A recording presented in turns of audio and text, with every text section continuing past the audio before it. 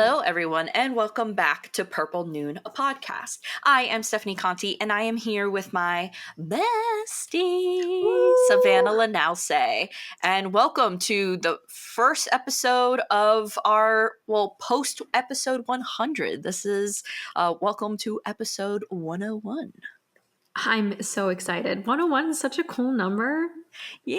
Now I also realized today that I'm going to have to go, like, whenever I title these, I used to just write out, like, episode, like, 77, and I would write it out. I have to just now you're just going to see the number 101, 102, and stuff like that. So, how you doing, Savannah? I am doing good.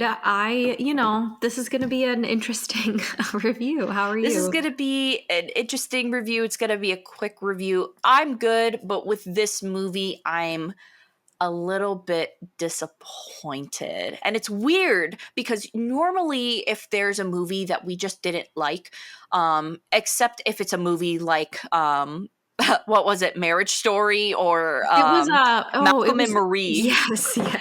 We will we normally like to be positive. Like, we won't really talk about a movie that we weren't a fan of unless we have solid criticism, because obviously, like, it's not fun to just listen to someone go, I don't like this, and then, like, not give reasons why or, like, suggestions. I like more just, like, solid criticism. So this one is a movie that, some people might be a little shocked that we didn't like, because it's just one of those films that within the past, I want to say 3 years or so, has become more popular, not only due to the Criterion Collection releasing this movie, but a lot of this director's work has kind of been, at least like when I was on TikTok, a lot of this director's work was circulating. Like, I was seeing like stuff like little compilations of his work and things like that. Right. And I'm also a little bit upset because this is the first movie I'm seeing from this director, and I'm hoping it gets better from here. Probably will with other films, but today we're going to be talking about 1975's Mirror. And the director for this was the famous, I believe, Russian or General Soviet at the time director Andrei Tarkovsky. Now, Savannah, have you seen any other Andrei Tarkovsky film? No, unfortunately, this was the first for me as well. His most other notable works include the films Stalker, Nostalgia, and Solaris. So he's a prominent name within the Criterion Collection. And I don't know why. I think it was just because, like, I had Mirror and I was like, oh yeah, like, I've heard so many good things about this film and stuff. And we just kind of added it to the list. Do you have the Criterion for it as well? Or did you watch it on streaming? No, I watched it on streaming. I think I rented it. I don't remember what I did, but yeah, Gotcha. I watched it online. I actually own the Criterion for box version for this. And and so Mirror, just to give a little bit of a background for Mirror is a film that came out in 1975. The plot for it is about a dying man in his 40s begins to recollect his past and his last moments. In terms of stars, there's really three main stars in this.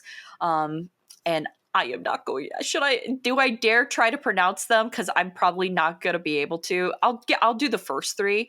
There's Margarita Tereshkova, Philippe Yankovsky, and then Ignat Daniltsev. That was good. Thank you. And it is written and directed by Andrei Tarkovsky.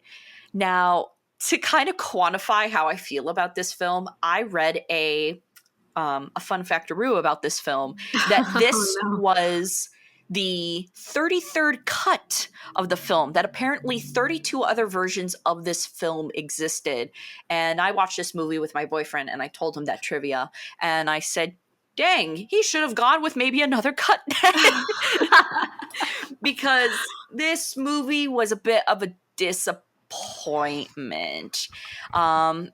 This is technically considered to be an experimental film. And Savannah, before we even get into the nitty-gritty of this, I want to ask you what is your opinion on experimental films? On experimental films in general, or are you someone that because I feel like there's not many experimental films. There's sometimes like experimental directors that like maybe come to mind. But overall, if you hear that something is, oh, this is an experimental film, do you go, ooh, I'm going to try it? Or do you tend to like stray away from it? So I'll be honest, like, I don't know if I've ever like came out of an experimental movie and went, wow, like I'm watching that again.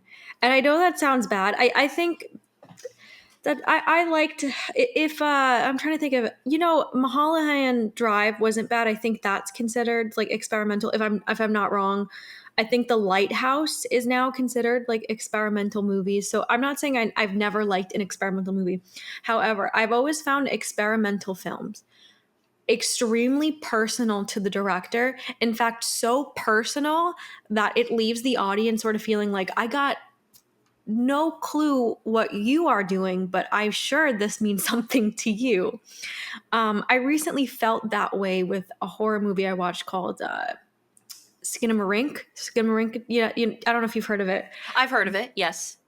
It was not bad, but it wasn't like good either. It's a very, I don't know. I don't ever come out of a lot of experimental films feeling like this is like the best. I don't know if that makes sense. No, I totally agree. And it really depends, like, what's being experimented? Are we experimenting with acting, with filmography, with plot, or all of the above? Because a prime example, I just looked up like a list of like experimental. So experimental is also considered to be avant-garde.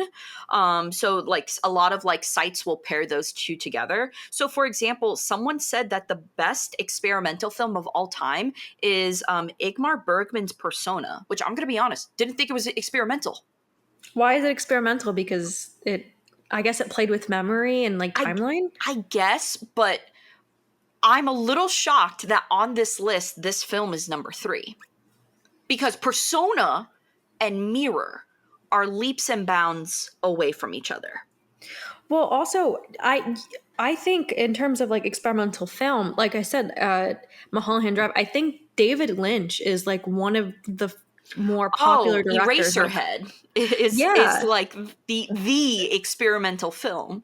But also when you look at like Blue Velvet, when you look at like even Fire Walk with Me, like that has a lot of elements of like experimental, like with plot line, with story. So that's when I think experimental film is like great if we're talking about David Lynch, because I also think David Lynch lets his audience in, where some of these other films are like, you guys got to figure out what's going on in my brain right now. Yeah. And like, even okay. How Sue is considered to be, and that I can see being experimental because it's very, very, very unconventional for the time. And a lot of the plot kind of like dissociates between fantasy and horror. And so I can even understand that. This, I'm going to be honest, we need to stop saying things are experimental when a director comes up with a few great shot ideas and can't come up with a plot surrounding it.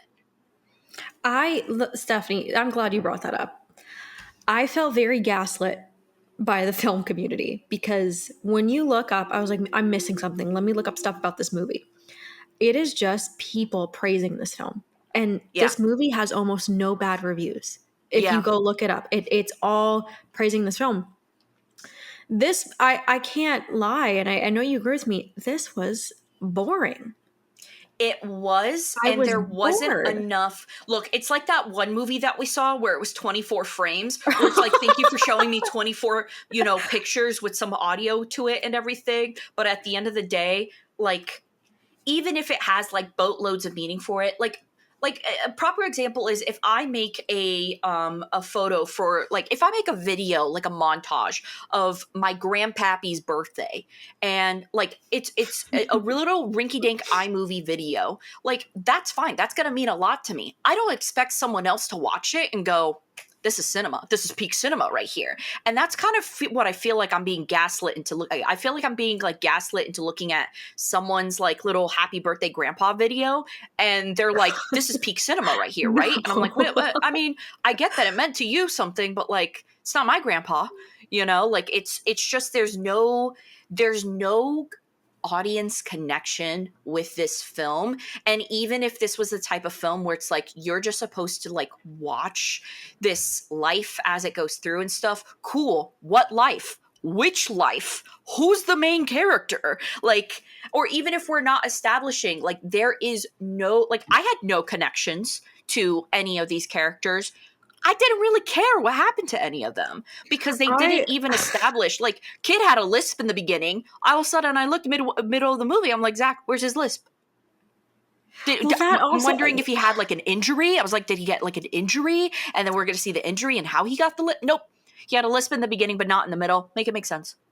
It's just like, I think like this movie is supposed to be like non-narrative, and I did read that it's supposed to be a like form of a poem, like a visual poem.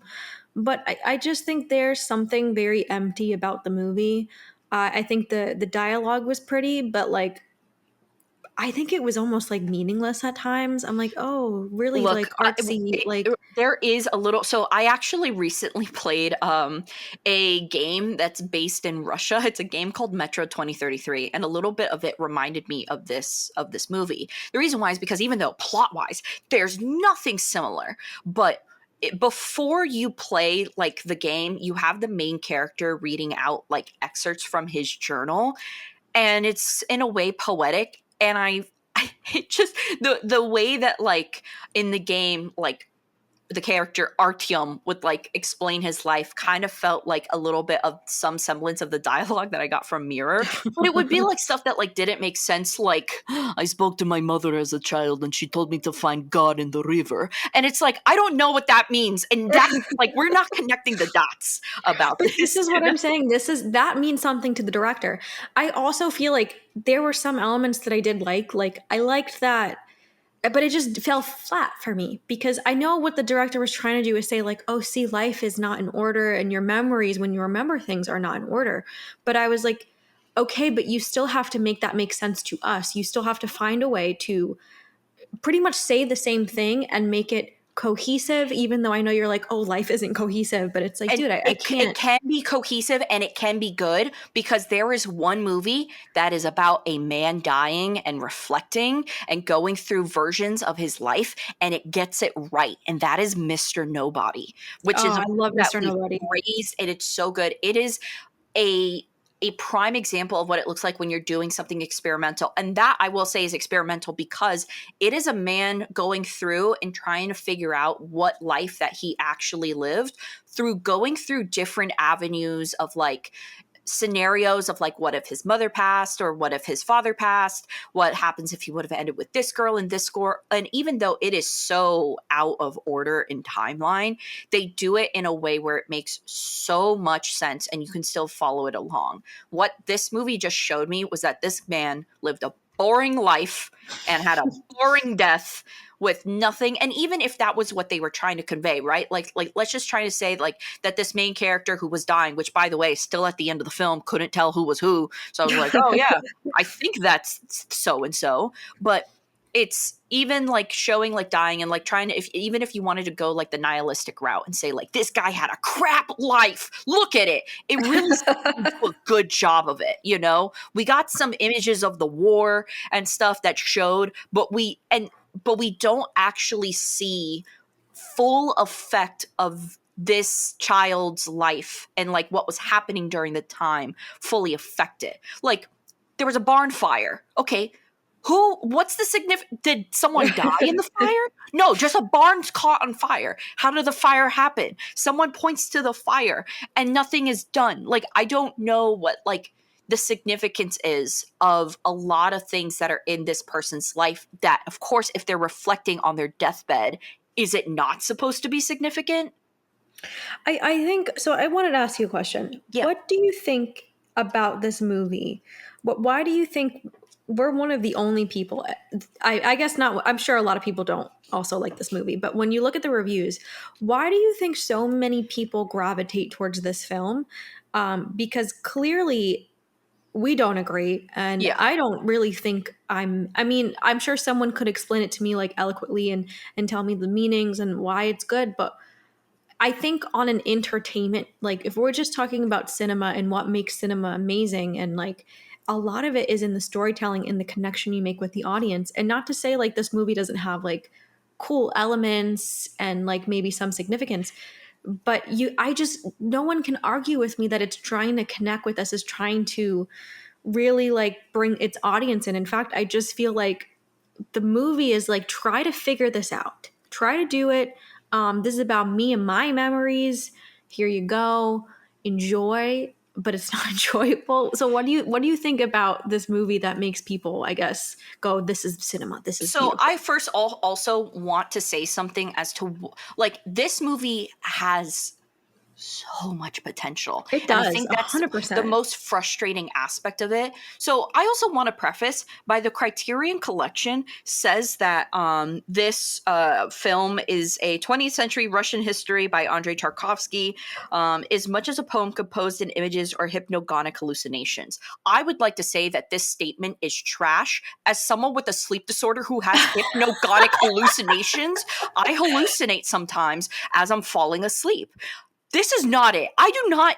My hallucinations. I literally told Savannah I had a dream that a man was using my parents' bathroom and was just. I just watched this man on the toilet and I was like, "Get out!" And he's like, "What's your deal?" There was a strange man using my toilet. That is my hypnagogic hallucinations. I'm not having like whatever this guy's having. I think he's like it's not a hypnagogic hallucination. Or this whoever wrote the Criterion description, you need to pick another word because I was expecting crazy stuff. I was expecting, the child waking up and then all of a sudden there's a strange man in the corner taking a dump. That would have been a little bit more conducive to like this type of if they wanted to do like a reflection state where maybe as the person was dying they weren't fully cognitive. Yeah, go hog wild with that stuff. Go crazy. Do things that don't like make any sense then at that point. Don't just show me like a young man like writing in his journal and then all of a sudden the teacher's not there and it's like supposed to be the biggest thing in the world.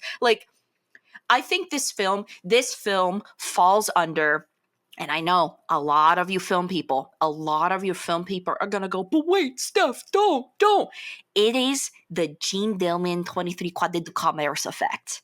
Oh, Look, you're right. You're that right. movie is not the best movie ever. If you think it is, you're lying to yourself. Yes, it has some important film histories about it. Is it a great movie? No. Is it better than Cars 2? No. So please stop trying to kid yourself. Look, and you might say, Stephanie, like Last Tango in Paris isn't a good film. I beg to disagree. But whatever. If that's what you think, that's fine. But it's the fact that so many people are like, oh my God, I love watching a movie about a woman cook for 3 hours in her kitchen and then she has an orgasm and then she has to kill the man who gave her the orgasm because she can't deal with this. It's like, that's not good. That is objectively not good. It's just, and like I said, I watched all 4 hours of Jean Dillman 23 de Commerce, and when I reviewed it when I was younger, I gave it a 3 out of 5. But I specifically said 3 out of 5, one-time use. I never want to see this movie again.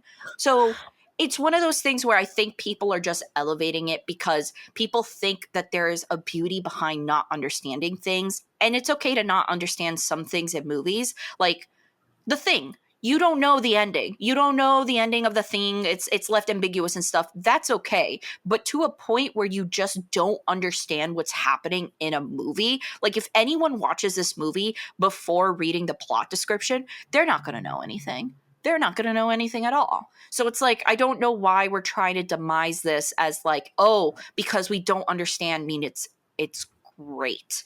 And like my thing is also if someone's like, well, I understand it. Cool. How'd you figure it out? Because you must have done like a lot of research on the director or watched some of the stuff, because I personally just think that there's no way you can watch this movie. 99% of the people could watch this movie and deduce, yes, this is being reflective about Russian life. This is experimental. This is like all these little things about this movie.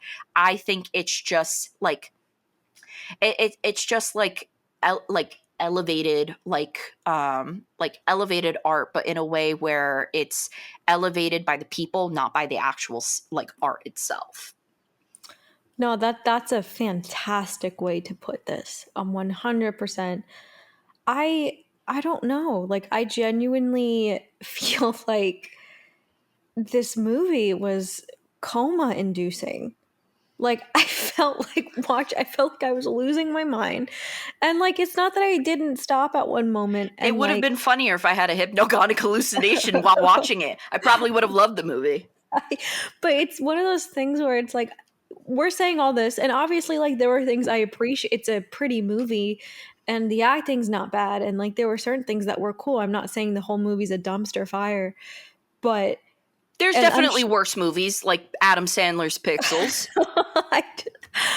I if you're sitting here and you're watching the whole movie like you were saying and you feel like you got everything, I don't believe you, and I think the people that are leaving these reviews are doing massive amounts of research on the director and then on the film. And anybody that's entertained by this, I'm just genuinely curious what is fascinating here, because I don't know, man. This was kind of, I don't know.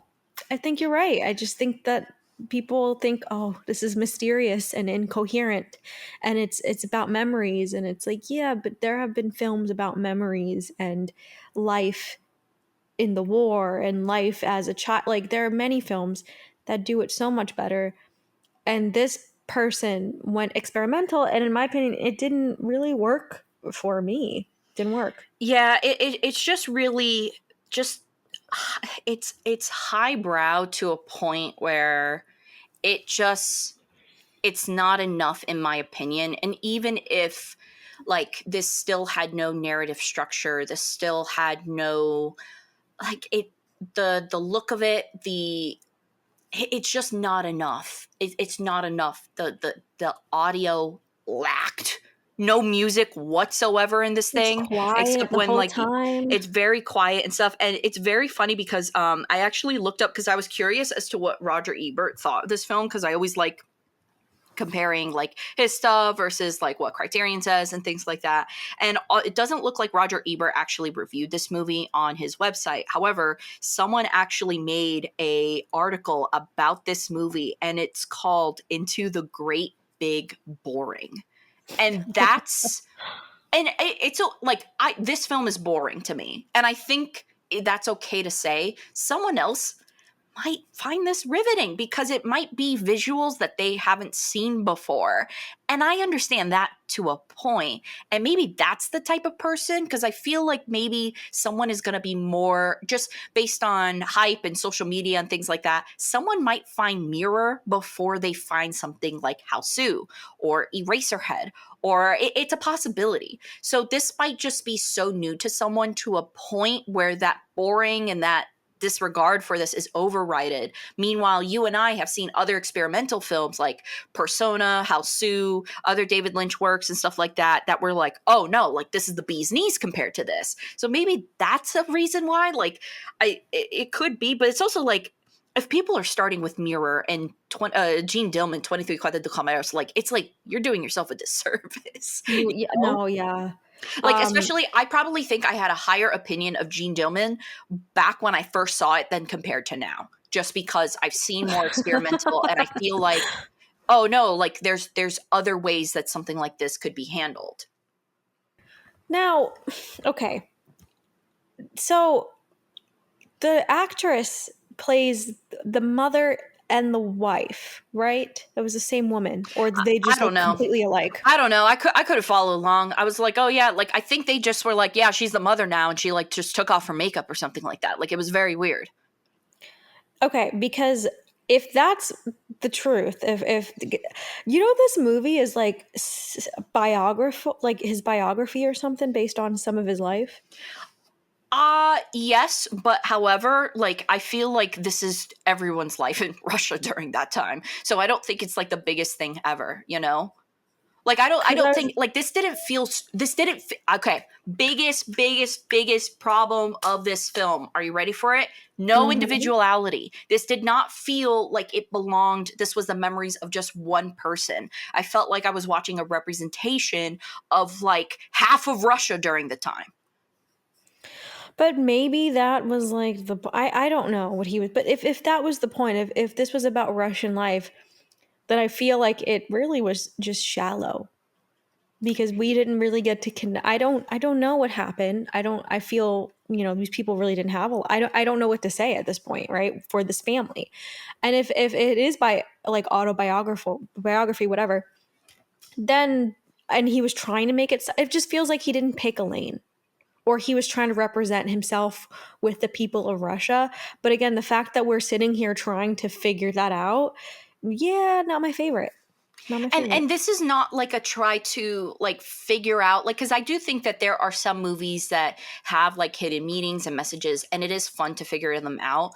But when you're just trying to figure out the movie as a whole standpoint, and not even like what the movie represents, but like what it plot, is, like the plot point, we're yeah, trying to like figure just yeah. what it is and stuff like that, it's just weird. And then also like the way that this universe is supposed to be too, like I don't know if you saw, but there is actually like references, like modern day references that are made in the movie. There's a scene where like someone says to the female, I think the mother, where it's like, oh, you look like this actress, and it's like an actress that the director has worked with.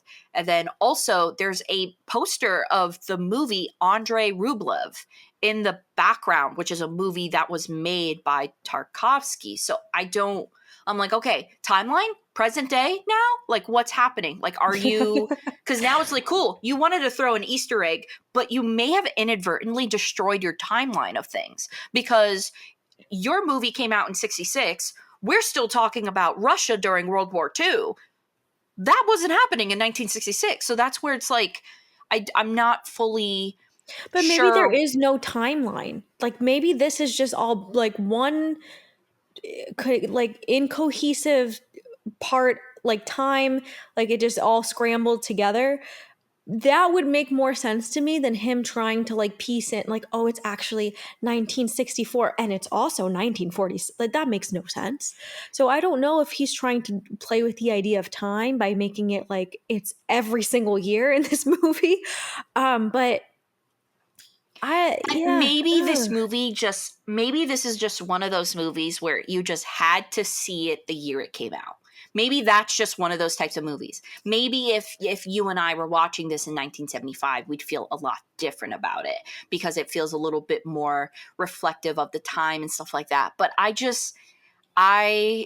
this is also something where even if you told me like, oh, but did you know that this is supposed to mean this? It's like, okay, that's a cute little cheeky fact, but I don't think that there's a lot of this movie that could make it appreciate it more just beyond the fact that the movie looks good. Like there's no doubt about that. The movie looks great. I love the vignette type of style that surrounds majority of the characters and stuff. I really like the way that the scenery looks. Switching between black and white was a little bit interesting, but also when you're switching between black and white, we're now kind of losing a sense of time, right? Because usually black is reflective when you're reflecting the past, but there were some scenes that were taking place in the future that were also in black and white. Or maybe I just didn't follow along with it at all and I just got lost in the sauce, and maybe it was supposed to be reflective of the past times. But it's a little too much that when dialogue was even said, it didn't mean anything to me because it didn't mean anything to the characters. It really, like, there's one scene where like an actress is like crying and stuff like that, and I thought her performance was really good in that, but it's like, yeah, great emotion, but I have no clue why you're crying this hard. It's like, this is a great cry scene, too bad there's no story with it. Or even the scene with the military man and like the bomb and stuff like that. Like I was like, oh, that's a cool scene, but it just there are just a lot of cool scenes in this movie that aren't tied together, and it makes it depreciates it rather than just adding a little spontaneity to it, you know? No, I agree. It kind of reminded me, it's not the same at all, but when we reviewed John in the Hole, I really liked being able to dissect and ask questions about the main character because I feel like there was enough given to us where we could speculate and be like, oh, well, maybe it was this. And although it wasn't our favorite movie and there was a lot of downsides to it, I had a really good time analyzing that movie because enough was given to us. With this movie, there is nothing giving to us. And I couldn't even sit there and really like analyze it too much. Oh, I could, yeah, I know it was playing with time. I know Russia and everything. So there was a few elements I understood, but for the most part, the director really doesn't give us anything. This is his story. We are just following whatever meshes of memories he wants to give us to this very generic family. I don't even know if I could call it like it I walked away from that not knowing how to explain the movie to anybody besides saying, "Oh, it's a Russian film that plays with time kind of, but you don't really know who the main character is and you don't really understand anybody's actions." Or that's what I got away from that. And I think that's why I don't like it. That's the difference between those two movies Yeah, for it's me. just it it sucks because like I said, I can recognize that there's a lot of good backbone to this with so much potential, and I think it just misses. I do want to see still what other stuff like Tarkovsky has done, but it just was a disappointment, this movie, especially like how much it's praised. Just like how I think if the average film viewer was recommended 23 Gene Dillman, I feel like people would be like, what the hell? Like, this was just one that I had heard a lot. I understood that it was going to be experimental, but once again, I just think if you are just labeling a film with no story and just kind of throwing in some cool scenes and stuff like that, it doesn't mean that it's experimental. Or it doesn't mean that it's a good experimental film. Yeah, I did not like this movie. Feel bad because everyone else seems to, but I did not enjoy a second of that movie at all. Yeah, Crazy. like I'm just kind of looking more at like what other people say, and like someone says like it's from Tarkovsky's own memories from the basis of a non-linear but intuitive, which I don't believe. Like there's nothing intuitive about this. Especially, look, bestie, especially if this is cut 33. His intuition misled him 32 times. I think it might have misled him on this one too. If it was intuitive, it would have been a one shot and done. That's just my opinion though.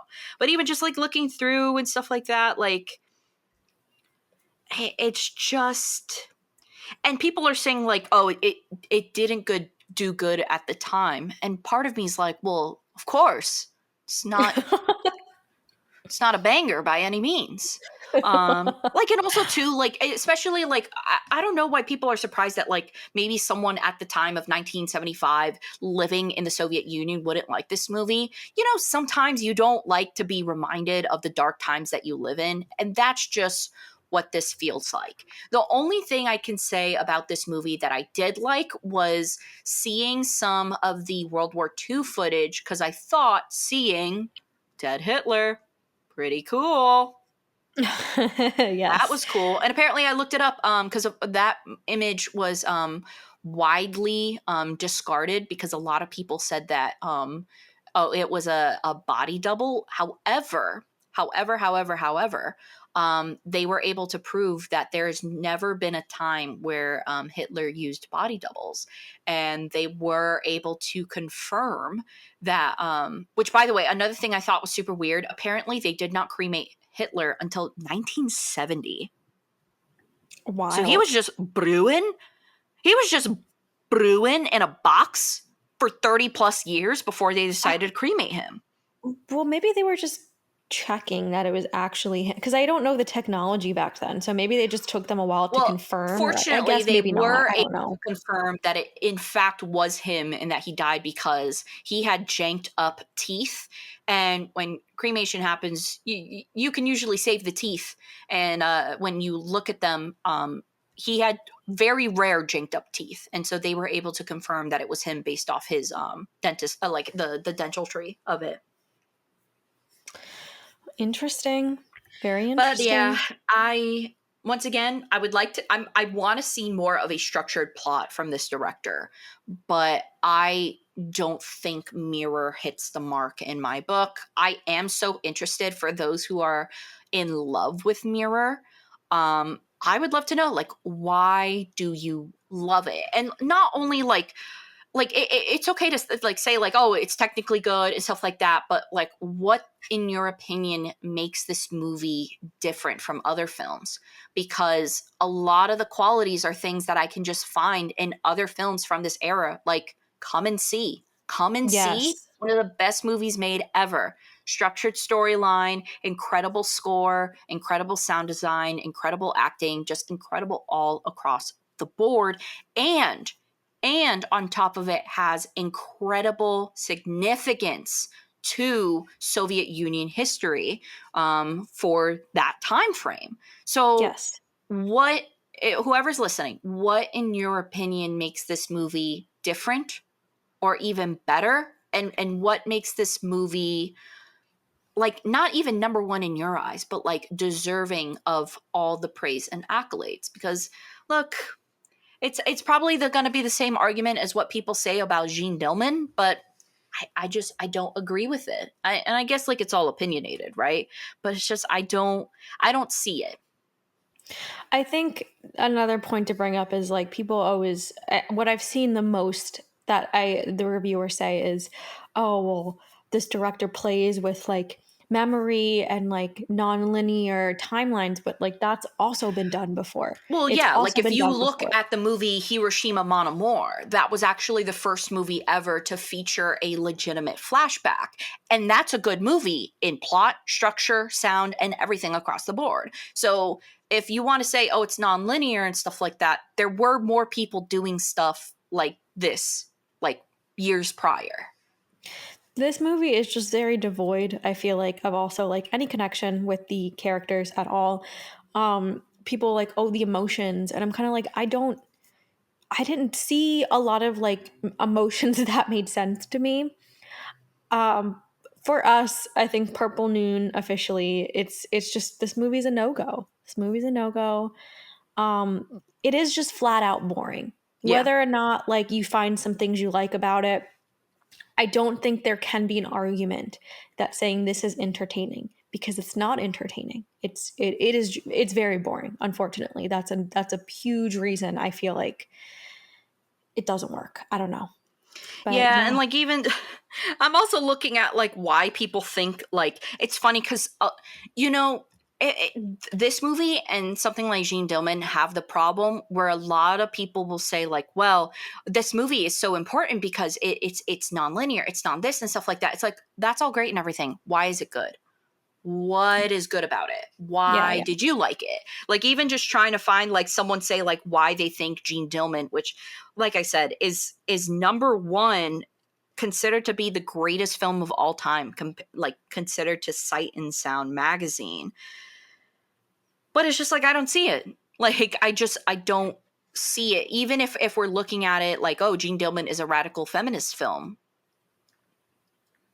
It's not. I mean, there were definitely like during that time period, there were other women directed films. Like I think Jean Dillman came out the same year as Night Porter.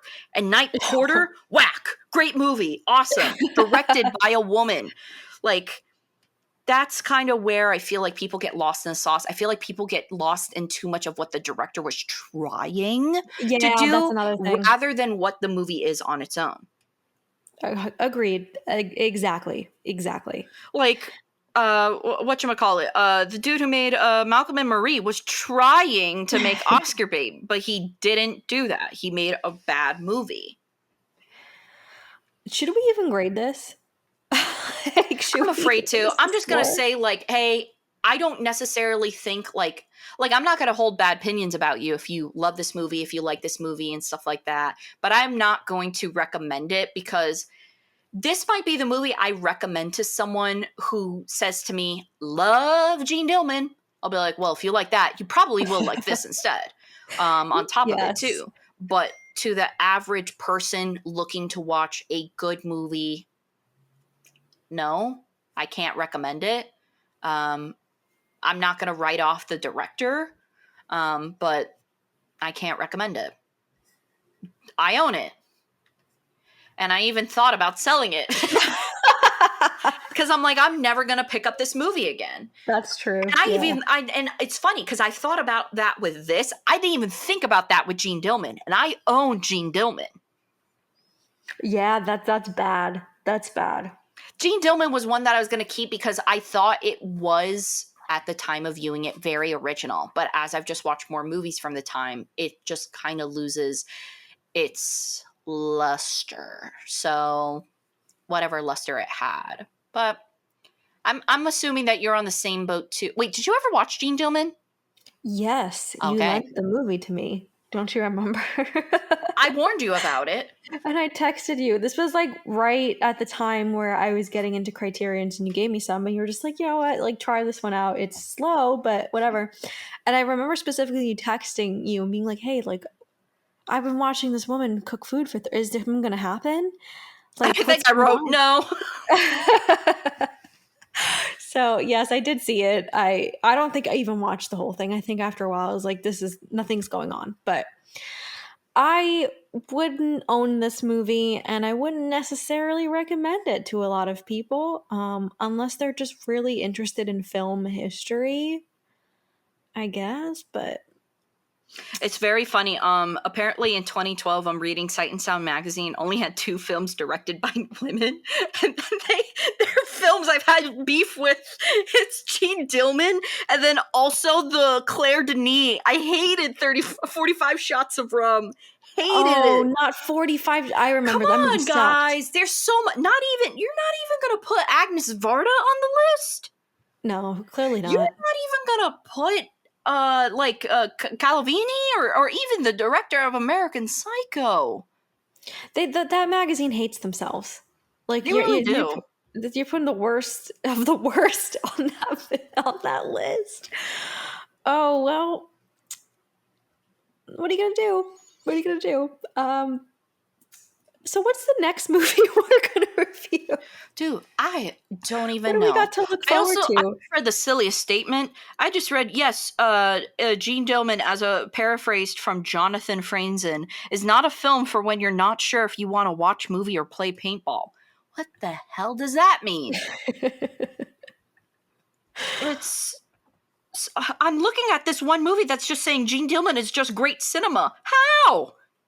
No explanation, of course. There's no explanation. Revolutionary feminism, impact on slow cinema, influenced Todd Haynes. Look, please do not say this influenced Sofia Coppola when her father's Francis Ford Coppola. I think she got some inspirations elsewhere. Do we not think that? Oh my god. It says to ignore the fact that underneath it all, it's just an immaculate picture. How? The woman doesn't say more than 4 lines in the movie. No, it's just a little bit like, let's call it what it is. It's pretentious. Okay, I can't read this article anymore. I cannot read this article anymore. I gotta stop because someone said I compared Jean Dillman to the video game Dark Souls. This is a joke. I've just been trolled. I can't read that anymore. I don't know what I was reading. Do you know what Dark Souls is? No, I don't know. It's like Elden Ring. It's in the same category as Elden Ring. Who's comparing? Oh my god. Who's comparing Dark Souls to Jean Dillman? How does that even cross someone's mind? I'm telling you, Steph, there's a point where a lot of these reviews just get like pretentious. And by the way, before someone says Dark Souls isn't like Elden Ring, it is, and you know it, and I'm just trying to explain it to Savanna because she's familiar with Elden Ring, okay? So before you say Dark Souls is nothing like Elden Ring, I'm aware. I don't need her to give her a rundown of Dark Souls, okay? I'm not doing her a favor by doing that. Because I know someone's going to be like, Dark Souls, nothing like it. They play the same. Don't kid yourself. All right, I'm pulling up the list. I'm angry now that I've been trolled. I'm angry. That's a legit... Oh, I'm sending you the article so you can get angry with me too. But I'm pulling up the Purple Noon movie list. Now we have a film that you had picked. I don't know if you had read it, had watched it before, but it's called Charulata. Oh, I haven't, but I'm excited. I'm excited because it's a Bollywood film, right? I believe so. So yeah, next we have Charulata because I think the only other Bollywood film that we have talked about was Triple R. So Charulata is going to be next. And then afterwards we have Blue Velvet, which I'm excited for. a crazy one. It's gonna be a crazy one. But thank you guys so much for listening. Like I said, if you have your own thoughts and reservations about Mirror, please let us know in the comments. Don't comment about Dark Souls. God dang it. But I will. Well, first of all, we have to say thank you to our Patreon members. So thank you so much. Brain fart, brain fart. We have Manny. Sensei David. We have Sensei David. We have Homeboy James. We have Danny Boy, and I think I already said Manny. So I think, is there one more? Our buddy Ryan. Ryan, thank you. It's been like 3 weeks since we recorded, guys. But thank you guys so much for your support. Please be sure to check out some links below whenever you can, to just continue to support us. And yeah, so next time we will be here, we'll be talking about Charlotta. Bye. Woo.